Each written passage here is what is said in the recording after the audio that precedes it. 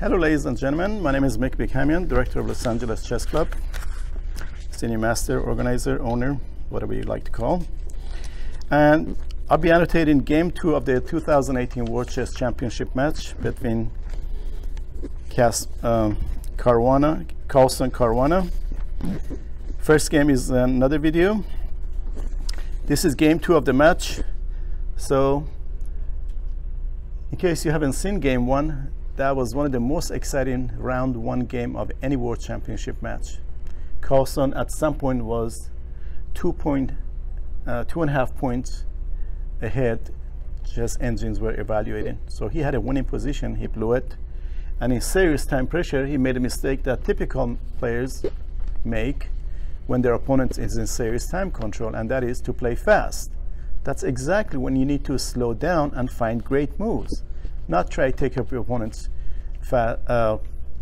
serious time pressure, because it may backfire, just like it did in game 1. So game 2, Carlsen is white, Caruana is black, and he opened with d4. So this move is not really a big surprise. Carlsen has played everything in the opening. He played e4, d4, knight f3, g3. Even in one blitz game, believe it or not, he played knight a3. He's basically toying with his opponent. I can do anything and I still beat you. So he opened with d4, no surprise here. Knight f6 and knight f3. There's a lot to be said about this move. As you know, typical position here, Carlsen has played bishop f4, has played c4. Both of these are perfectly playable. This is a good waiting move for white. And black played d5. So we have symmetrical position. And here I'm sure Caruana was expecting white to play bishop f4. Carlsen has been on the white side of this position many times. So I'm sure he would have been prepared Caruana to play bishop f5 or e6. All of these are perfectly playable. Instead, he played c4. So officially, we have a queen's gambit now. What does black respond? As you know, these days, the Slav variation is extremely topical. But I have a feeling in this match, we're not going to see any Slav, because Carlsen has proven to be extremely good with the white side of this variation. So Caruana, instead, he played the main line of queen's gambit. Knight c3. So the Rogozin variation is bishop b4, which is very popular these days. A lot of people have played it. But Caruana played the more solid bishop e7. And I'm sure he knows Carlsen's record with bishop b4. That's why he avoided it. And typical continuation in this position is either bishop g5 or even e3. These are all main lines. But white played bishop f4. Karpov, for some reason, extremely likes this move, bishop f4, more than any other world champion. Black castled. And a good follow-up to bishop f4 is e3 to open the diagonal for this bishop. There's a nickname for queen's gambit. It's called the opening of the world champions. So thanks to this game, this is the first time in this match that we have an opening on queen's gambit also. In every single world championship matches since late 1800s until now, there has been at least one game in queen's gambit. So what's so good about queen's gambit? White's structure is perfect. All his pieces good. The dark square bishop outside the dark square pawn chain. This is good bishop. As you know, good bishop is the one that is opposite color of your central pawns. So all the white pieces are good. But we can say the same thing for black. Black has an inherently bad piece in queen's gambit. Which piece is that? The c8 bishop. It is this bishop that made Anand lose one game against Gelfand about 7 years ago. Of course, in the second game, he quickly played bishop d7, bishop c6, and he wanted to make sure that bishop gets to play. So there's also a saying in queen's gambit, you push your c pawns as quickly as possible. Now it's black to play, and as you know, in positions like this, black has played many moves like knight d7, even b6 has been played, perfectly good. But here Caruana immediately played c5. Perfectly good move. A little bit weakens black's side. It depends on how white continues. So white played d takes c5. Usually you don't make this move unless this bishop has already moved. You don't want this bishop to come from f8 here in one move. This bishop has already moved. Now he wants to take this pawn. That means he has to move it again, and he did. Bishop takes c5. White to play queen c2. In Queen's Gambit, c2 is the most ideal square for the queen. In some closed system, queen on e2 is better. Queen c2, black to play knight c6. Black is playing very actively. And now one of the threats at some point could be knight here. So white prevented this with a3. And at some point, white may have an eye on playing b4 and c5 at some point. So black played queen a5. And of course, b4 is not playable because bishop takes. So white played rook d1. Okay. So far, so good. It's black to play, and this position has happened before. Caruana was the one who was on the white side of this position before. Now he's black. And the typical move that everybody has played in this position was rook e8.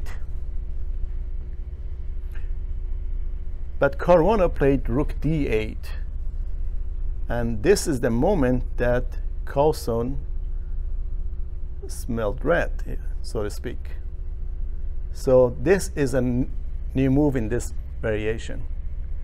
And he already knows that Caruana's best strength is his opening preparation. So it was very tempting right now for white to play, for example, pawn takes pawn, knight takes bishop e2, or you have a question? No? Okay. So here, I keep saying Karpov. Carlsen spent the most amount of time in this game. Should he go for that variation? The thing is, after pawn takes, black can also take back with a pawn, and the biggest weakness of black in this opening, this bishop, now comes to life. Beautiful g4 square to go to next. So he doesn't want to make that trade. He would rather black take that. So after spending a lot of time thinking in this position, he played the safe move, bishop e2. And black played knight e4. Black is playing very actively, and white castled. So this was a moment of psychology, that bishop e2 move. Carlsen sensed that Caruana is up to something. I mean, he's playing a move that never played before, and he knows how well versed he is in openings. So he just opted into a quiet line. So all of black's preparation out the window. Psychologically, it makes perfect sense, his approach. So here, black made some damage to white's pawn structure. Bishop takes c3. Knight takes, pawn takes. And black can win this pawn, but he'd be in for a lot of attack in this position. For example, if queen takes, already this is not playable because of rook here. So that's no good. And if bishop takes, then this pin is going to be nasty. Not to mention, at some point, white make a move like this, and black's only defense is g6. That means this pawn structure is damaged, and white just work out on creating more weaknesses. So this pawn, for the moment, is a poison pawn.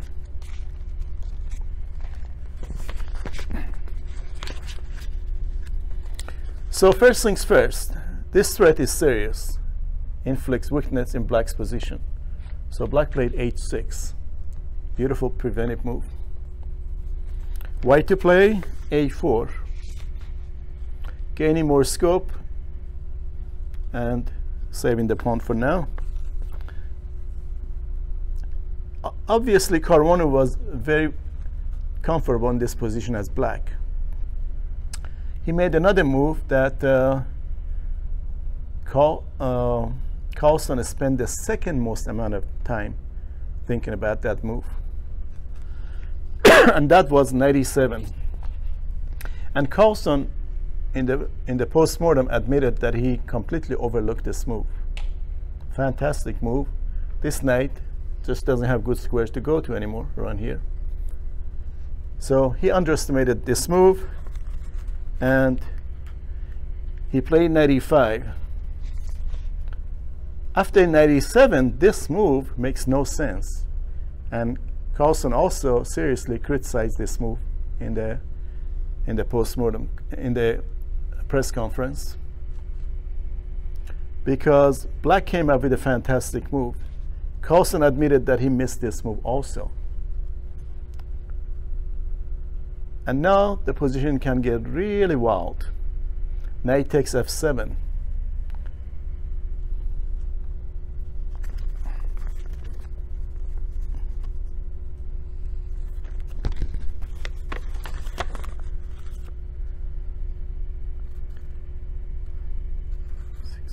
It's white to play, and after 95, bishop d6, black is threatening this, and white is in trouble. White will lose something. If he plays knight here, for example, bishop takes, knight takes, pawn takes pawn. Very good pawn for black to win and have a 3-2 majority on the queen side. So in this position, he plays c takes d5. After c takes d5, black to play knight takes d5. Black has a very good position all of a sudden. Carlsen admitted in the press conference that the continuation knight takes f7 that he had in mind doesn't work anymore. Let's analyze this a little bit. Knight takes f7. If black plays king takes, white had in mind to play bishop takes bishop, and after rook takes, e4.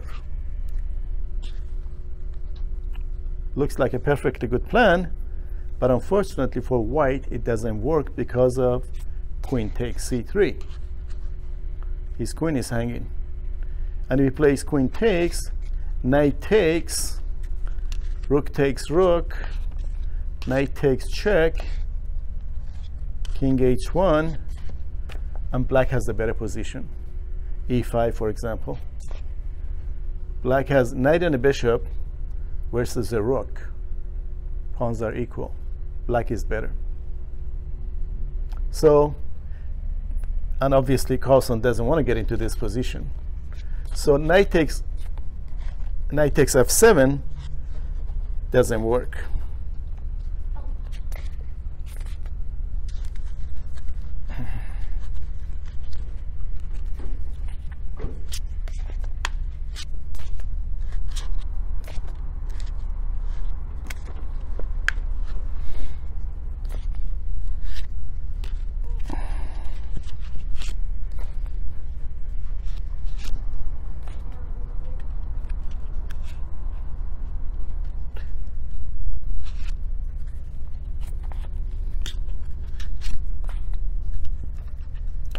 So it's white to play. After c takes, knight takes, white played bishop f3. Safe and quiet move. It's black to play, and black took this bishop. Knight takes f4, pawn takes f4, and the position pretty much simplified now. Bishop takes e5, rook takes d8 check, queen takes, and f takes e5. So white came out from this as, you could say, slightly better position because of better position of the bishop, and the rook is coming to d1 next. But look at his pawns. Isolated, isolated. White has 3-point islands to black's 2. But on the other hand, white has a lot of pressure along this file, along this diagonal. This pawn is weak. So the position is dynamically balanced.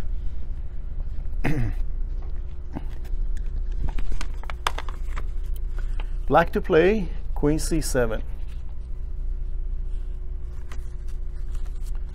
White to play rook b1.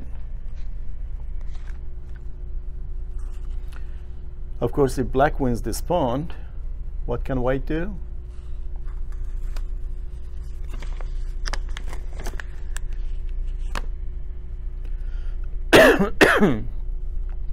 If black wins this pawn, white has a nice way of taking advantage of it.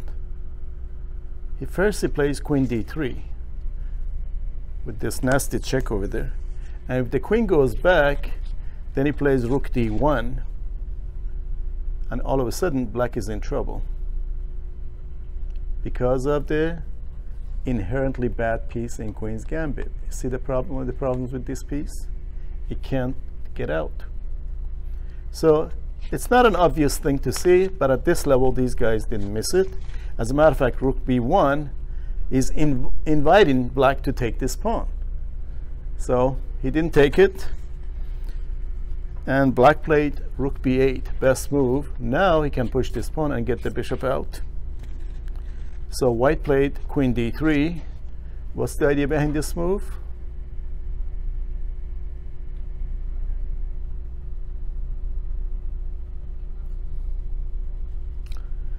This is black's last chance to get this bishop out. Queen takes e5, all again fails. To what move?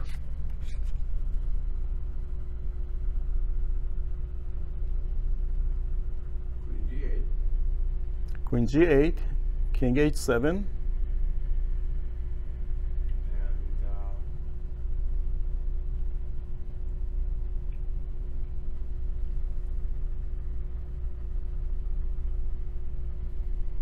If black takes the pawn, I like rook d1. I don't see anything wrong with this.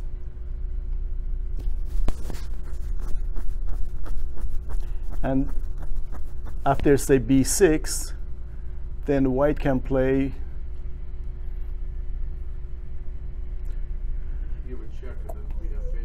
Queen check, right. King h7, maybe queen here, hitting the f pawn with the idea of also rook there next. Of course, he's got to watch out his own back rank too. Yeah. Agreed? Okay. So in the game, after queen d3, black played bishop d7, and Carlsen played a5. Now Carlsen is using the squeeze method. Now, if black solidifies himself, these two pawns are going to be problems for white. So white has to do something immediately. Therefore, after bishop c6, he took advantage of his initiative, and Carlsen played. You see, black is playing rook d8 next, and black would be much better in this position. So he tried to get the queens off the board by force, and black has nothing better. Takes. These very strong players, especially Carlsen, they have a good sense of danger as it's brewing, like that bishop e2 move earlier, instead of avoiding all those knight f7 complications. That shows that these guys sense the danger and quickly avoid it. But the problem with this queen trade is that black will be able to damage white's pawn structure. This is about the worst pawn structure you could have.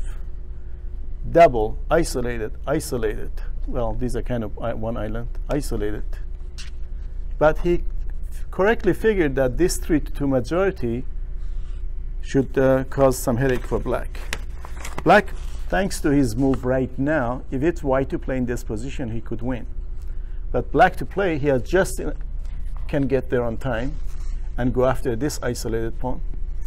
So king f8, c4, king e8, right. c5 fails to what? King d7. He may give up a pawn here and win that one. But he played a6 now. Oh, you played a6 now. Yeah. Now b6 is forced. And now what did Carlsen do? c5. What's the idea of c5? c6 or even pawn takes pawn. So black has to get quickly to this pawn before c6. Had he played c6, he would have won. But king got there just in time. So he's trying to do something on this side of the board. Pawn takes pawn. Obviously not rook takes, because takes a7, pawn queens. Black must take this way. But how is white going to survive and defend that pawn? That means he has to liquidate these two pawns, and with this damaged pawn structure, go for a draw. Again, we're going to have a rooks and pawns on one side of the board. So he's going to liquidate all the pawns on the queen side. a7, rook a8, rook takes, rook takes. So who is better in this position? Black has a more active king, better pawn structure. In some endings, there's a principle called the principle of two weaknesses.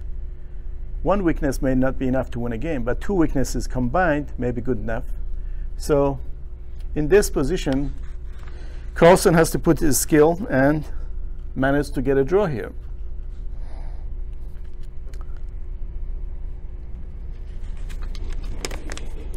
It's white to play king g2. Okay, what should black do? What should be black's plan to win?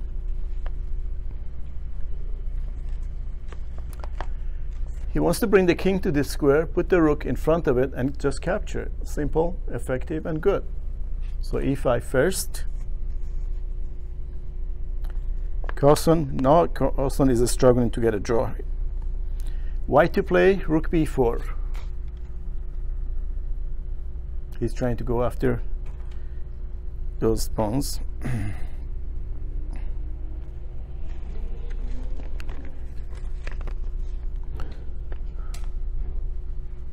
Because if king takes rook b4 or even f4, force trading these pawns, and then with these pawns gone, it'd be a case of 3-2 again, draw. So right now, black definitely has the advantage, but he doesn't want to let this happen. So played f5, and rook went back there to defend the pawn. And sure enough, black played king here with the idea of rook here and rook takes. And then we will have a case of 4-3. But because white has damaged pawns, this 4-3 could win for the side who has 4. So if white made a fantastic continuation in order to get a draw here. First, he sacrificed this pawn. The pawn is about to queen, so black must take, right? So after king takes, the only move,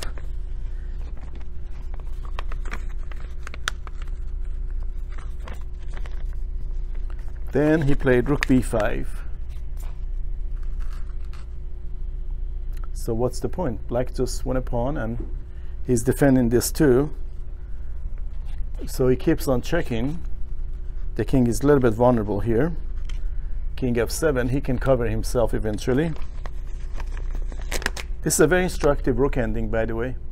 Put yourself in white shoes, and black not only has an extra pawn, but also white has double damaged pawns. That should win for black typically. So black played, he played rook b5 again, king f6, rook b6 again. Black is playing for a win, so he doesn't want to repeat the position. King g5. Rook b5 again. So what's a reasonable move for black? king f4. He can go here, but rook would be very passive over here. Plus king can go here with the idea of h4 at some point.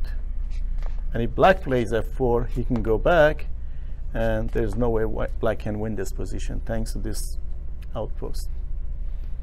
So black played king f4, and now on this check, he can push the pawn. Pawn takes, pawn takes. So white played h3. Black to play rook a5, possibly checking the king at the right time. White played rook b7, striking at black's weakest spot. So black played rook g5 check, king f1. But how is black going to make improvement here? He would love to play rook king here. Trouble is, this check is going to be nasty and wins. Black to play rook g6.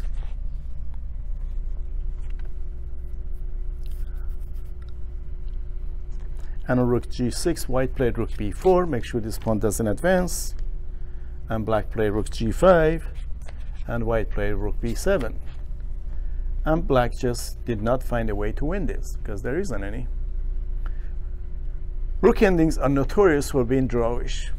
So even with damaged pawn structure, isolated pawns, broken pawns, even with the pawn down. So if you ever play in a game and you're pawn down, in the middle game, you can make some exchanges and go into rook endings. So that was game 2 of the match. Not a very exciting one compared to the first one. And now we're going to see game 3.